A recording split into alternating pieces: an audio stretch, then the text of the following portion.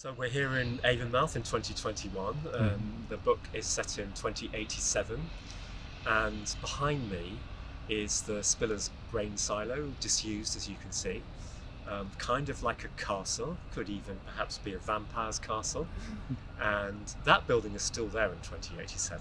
It's also surrounded by a megacity superstructure, but they haven't got rid of that building. That building has a kind of symbolic importance too. It's kind of a slightly evil core of Avonmouth that exists still in 2087. So I came on a few, reconnoiters to Avonmouth from Bristol, where I live, and I saw that building, and it's got this castle-like feel to it. It's got a kind of castellated superstructure, and as we know, vampires live in castles. And I had to have a scene. In fact, there is a very important scene in the book.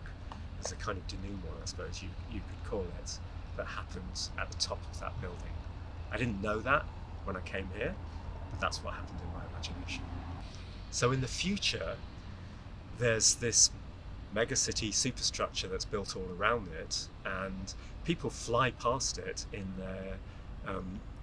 their equivalent of monorails in the future, and people are zipping past it, and it kind of comes into view and comes out of view. So it's always there, but you never see it in its entirety. So it's kind of fragmented in this massive city that's being built around it in 2087. And that massive city, and its vertical sprawl as well as its horizontal sprawl, is a function of the climate emergency, which of course has ravaged this country and the rest of the world by the time 2087 comes around.